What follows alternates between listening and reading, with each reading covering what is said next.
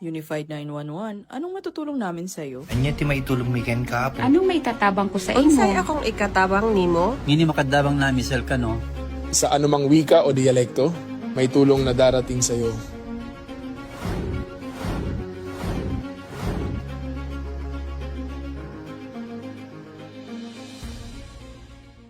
Lilingkod sa bawat Pilipino at magbibigay ng tamang impormasyon para sa tahimik at maayos na Pilipinas. Police News Network, alagad ng batas, tagapagtaguyod ng balitang pulis, sandigan ng mamamayan, patnubay ng katotohanan. Na Kampo Krame, maghahatid ng pinakahuling kaganapan at nagbabagang balita. Ito ang PNN Police News Network. At ngayon, ang inyong mga tagapagbalita. Magandang umaga, Bagong Pilipinas. Ako ang inyong tagapagbalita, tagataguyod ng Balitang Pulis, NUP Loreto Bonifacio Concepcion. At ngayong araw ng Miyerkules, muli nating makakasama bilang special guest co-host, walang iba kundi si Miss Alexandra Faith Garcia, Miss Aura International 2021 Grand Winner and multi-medalist triathlete and fitness advocate. Magandang umaga sa iyo, Miss Faith. Magandang umaga, Sir Ethan. Magandang umaga, mga ka-PNN. Huwag po natin kalimutan i-like, i-follow at i-subscribe ang page ng Philippine National Police, Police Community Affairs and Development Group, PKG Tagapag-ugnay at Police News Network. Kami po ay maghatid sa inyo ng tamang balita, kwento ng pulis at serbisyo para sa mamamayan. At ito ang PNP News Online.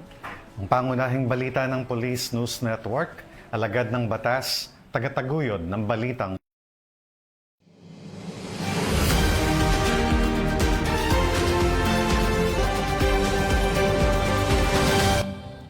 Narito ang mga balitang hatid ng ating PNN correspondents mula sa iba't ibang panig ng bansa.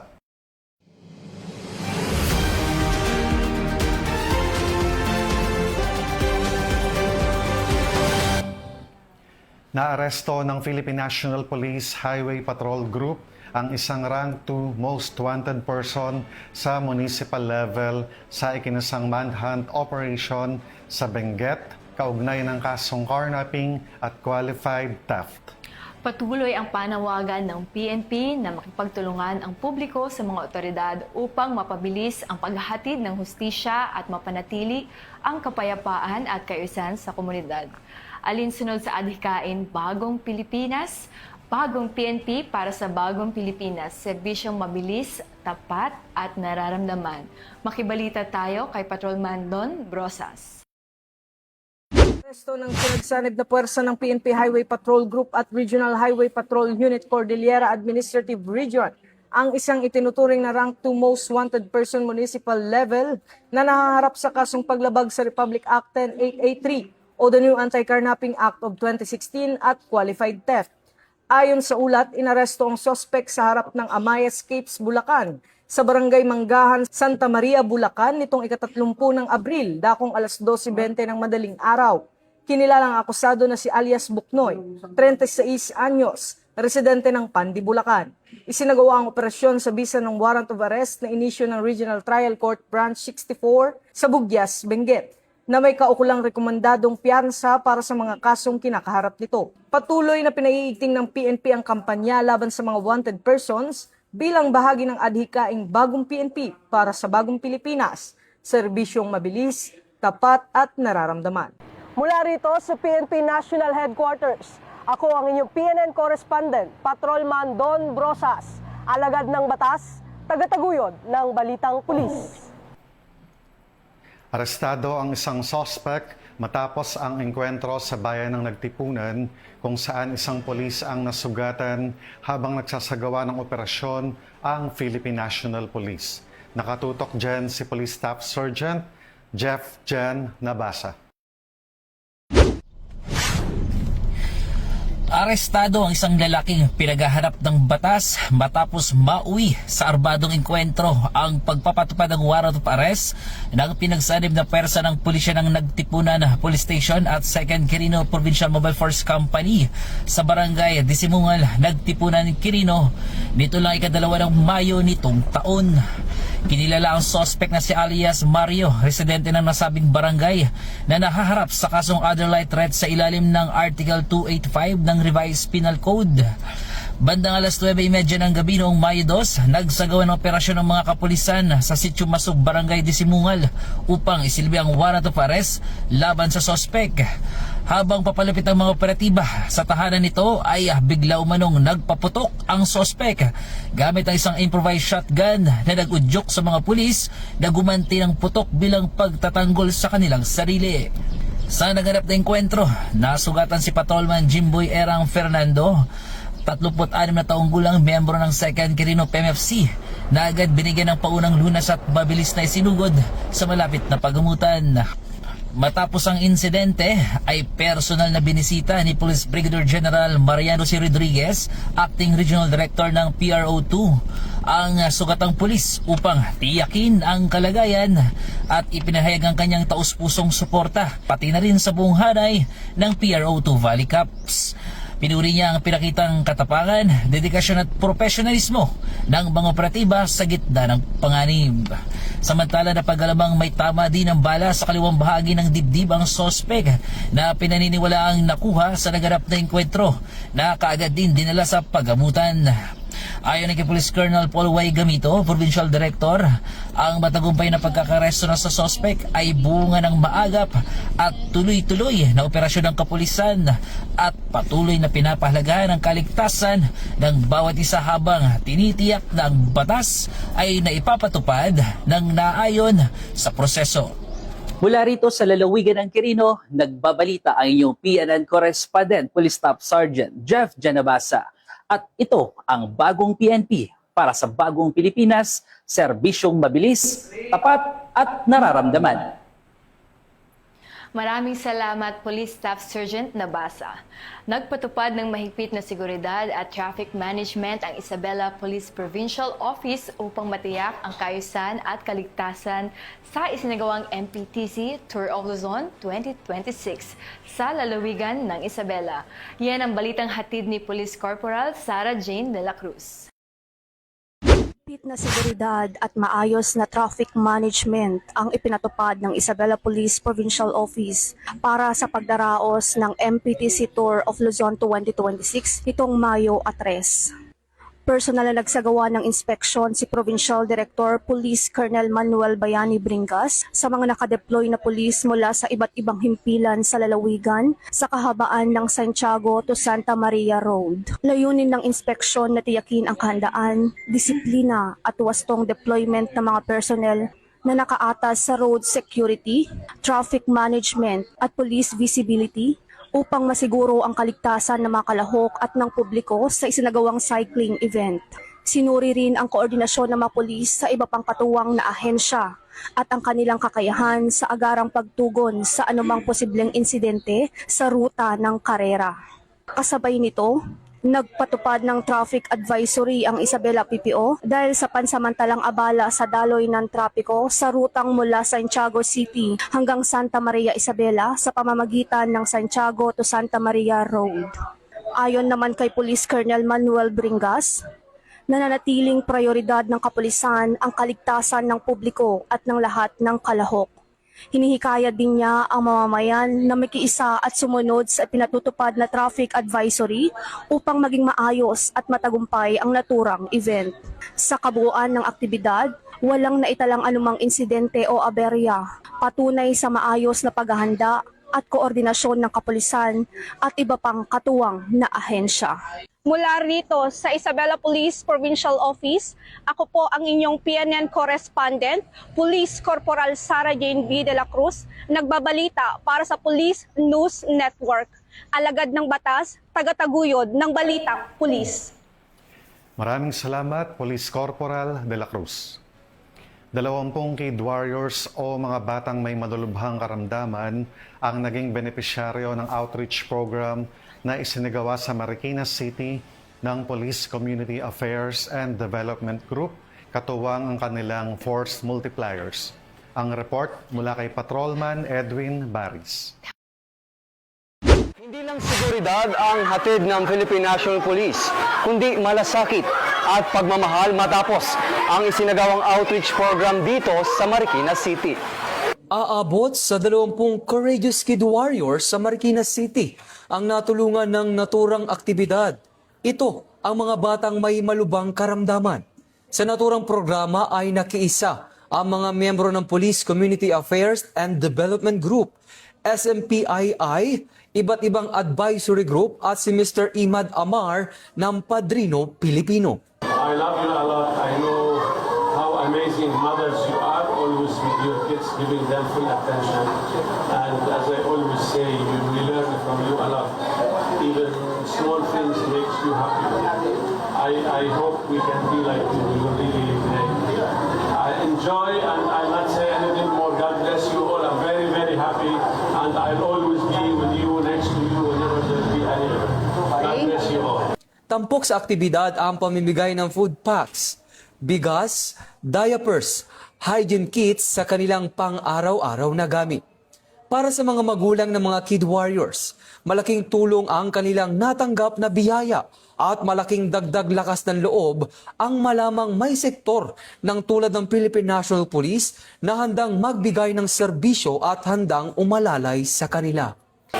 Maraming salamat po sa PNP, sa pag-sponsor niyo po sa aming team Bless Mariqueños Courageous Warriors, at sa lahat po ng sponsor na lagi pong tumutulong sa aming mga warriors, sa aming team. Nais pong magpasalamat at kulang po ang pasasalamat sa binigay niyo pong tulong sa amin. Sobrang thankful po kami sa kanila. Tulad na lang nito, ngayon, binigyan nila ng ngiti at sayang mga warriors ng Mariqueños Courageous Warriors. Talagang sobrang big help sa aming mga parents, yung one day na kasiyahan na naipagkakaloob sa aming family. Maraming po salamat sa mga walang sawang tumutulong po ng mga sponsors sa amin, sa charity group po namin, sa mga warriors po na mga bata na lumalaban sa kanilang mga karamdaman. Maraming po salamat sa lahat po ng mga sponsors na nagbibigay tulong at saya para sa aming mga warriors. God bless po. Thank you. Ipinakita ng kapulisan na ang tunay na serbisyo ay walang pinipiling oras o sitwasyon. Mula sa pagbabantay sa kalsada, ngayon ay katuwang sila sa pag-alalay sa mga batang nakikipaglaban para sa kanilang buhay. Ito ang bagong PNP para sa bagong Pilipinas. Serbisyong mabilis, tapat at nararamdaman. Mula dito sa Marikina City, ako si Patrolman Edwin Baris, nagbabalita para sa Police News Network. Alagad ng batas, tagataguyod ng Balitang Pulis. Maraming salamat, Patrolman Baris. Namahagi ng protective mask ang mga tauhan ng Ginubatan at Kamalig Municipal Police Station sa mga residenteng apektado ng ashfall dulot ng patuloy na pag-aalboroto ng Mayon Volcano. Magbabalita dyan si Patrolman Kirby Flores. Gawa ng pamamahagi ng face mask at gas mask ang mga tauhan ng Kamalig at Ginubatan Municipal Police Station bilang bahagi ng hakbang upang maprotektahan ang kalusugan ng mga residente at frontliners laban sa masamang epekto dulot ng ashfall mula sa Bulkang Mayon. Ipinamahagi ang mga gas mask sa mga nakatalagang PNP personnel sa mga border control points o BCPs sa Barangay Kirangay at Barangay Anoling upang matiyak ang kanilang kaligtasan habang ginagampanan ng tungkulin sa gitna ng patuloy na banta ng volcanic ash. Patuloy naman ang panawagan ng otoridad sa publiko na magsuot ng kaukulang proteksyon tulad ng face mask, manatili sa loob ng bahay kung kinakailangan at sumunod sa mga abiso ng mga kapulisan upang maiwasan ang masamang epekto ng ashfall sa kalusugan. Ayon kay Police Colonel Noel Donato Nunez, Provincial Director ng Albay Police Provincial Office, ang naturang inisyatibo ay bahagi ng patuloy na pagpapatupad ng serbisyong Noel. Ang serbisyong nararapat, organisado, epektibo at laging maaasahan na naglalayong magbigay ng maagap at makataong serbisyo lalo na sa panahon ng kalamidad. Mula dito sa Albay Police Provincial Office, ako po si Patrolman Corby Flores, nag-uulat para sa Police News Network. At ito ang bagong PNP para sa bagong Pilipinas. Serbisyong mabilis, tapat at nararamdaman. Maraming salamat, Patrolman Flores. Iba't ibang libreng medikal na serbisyo mula sa mga partner agencies ang inilapit sa publiko sa Camp Crame sa pamamagitan ng programang Lab for All o laboratorio, konsulta at gamot para sa lahat. Bilang bahagi ng programa ng unang ginang ng Pilipinas na si First Lady Lisa Araneta Marcos. Ang detalye ng report mula kay Patrolwoman Sari Bernales. Bagong Pilipinas, narito po tayo ngayon sa Campo Crame kung saan ginaganap ang Lab for All, laboratorio, konsulta at gamot para sa lahat na pinangunahan po ng ating First Lady na si Luis Araneta Marcos para sa ating mga PNP personnel at ang kanilang mga kapamilya. Matagumpay na nagtapos nitong Mayo 5 ang programang Lab for All, laboratorio, konsulta at gamot para sa lahat sa Campo Crame. Sa pangunguna ni First Lady Lisa Araneta Marcos, katuwang ang Philippine National Police at OLCFI. Ang malakihang inisyatibong ito ay nagsimula noong Abril 28 ay hindi lamang nagbigay ng libreng laboratory test at mahalagang gamot kundi naging sentro rin ng mas pinalawak na serbisyo mula sa iba't ibang ahensya ng pamahalaan gaya ng Pag-ibig Fund, CHED at LTO at iba pang ahensya. Sa pag-iikot ng First Lady kasama si Police General Jose Melencio Nartates Jr. at iba pang opisyal ng PNP sa mga nakatalagang booth sa Marawi Liberation Park sa loob ng Campo Crame, binigyang pansin din ang mga espesyal na serbisyo gaya ng libreng check-up sa mata, pamamahagi ng reading glasses, seedlings, bigas, tsinelas at mga grocery packs para sa mga benepisyaryo. Ang tagumpay ng nasabing aktibidad ay isang malinaw na refleksyon ng PNP-focused agenda na naglalayong itaas ang personal, moral and welfare ng mga bayaning naka-uniforme at ng kanilang mga pamilya. Sa pamamagitan ng pagbubukas ng pintuan ng Campo Crame para sa dekalidad na serbisyong medikal, pinatutunayan ng pamunuan ng PNP na sila ay isang institusyong may puso at kalinga para sa sarili nitong hanay. Kaugnay nito, nananawagan ng pambansang pulisya sa publiko na patuloy na makipagtulungan at magtiwala sa mga programa ng gobyerno dahil ang pagkakaisa ng kapulisan at sambayanan ang susi sa pagkamit ng isang ligtas, malusog at maunlad na bansa para sa lahat.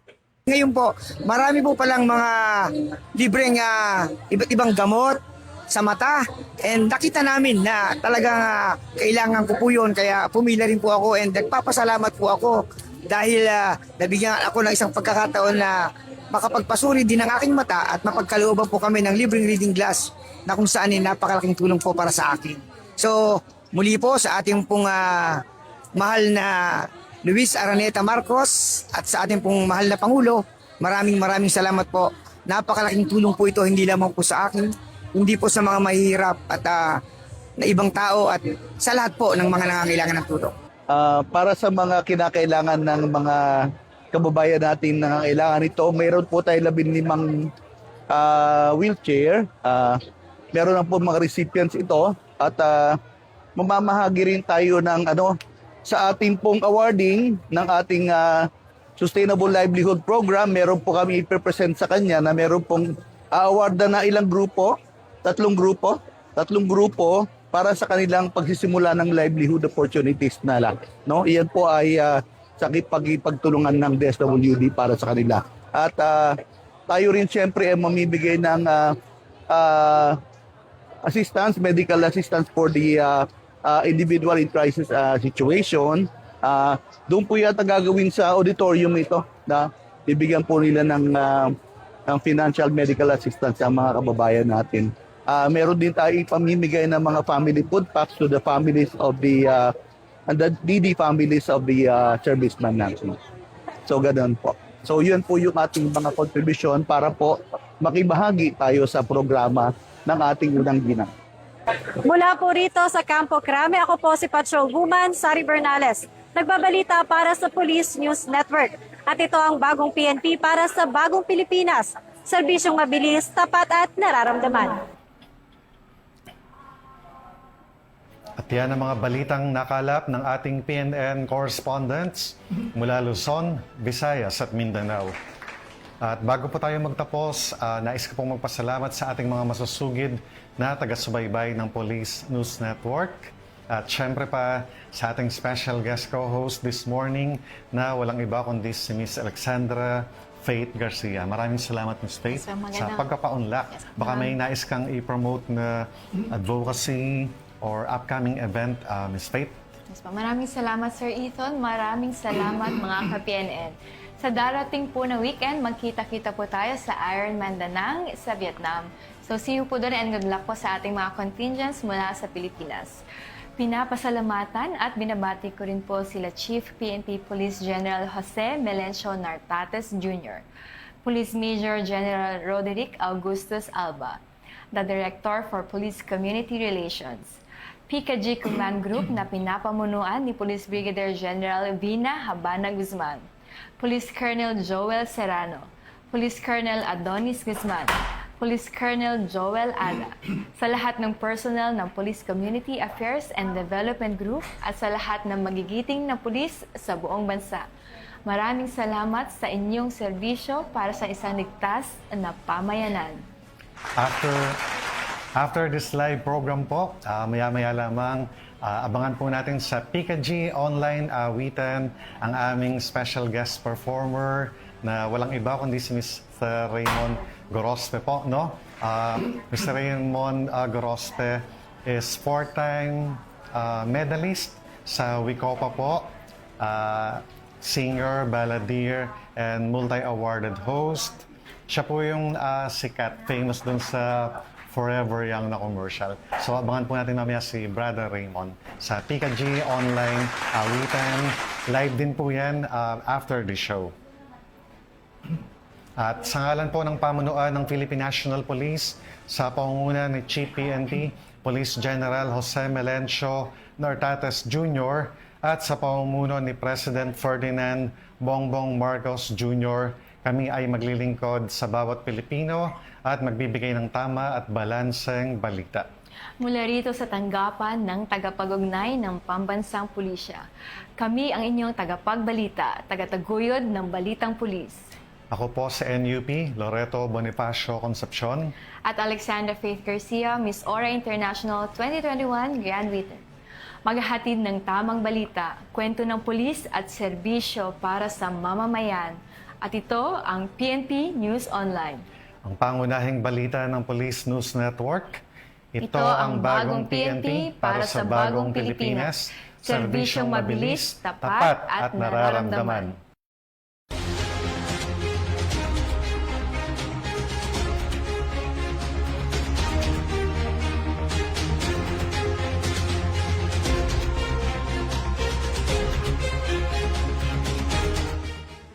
Police News Network, alagad ng batas, tagapagtaguyod ng balitang pulis.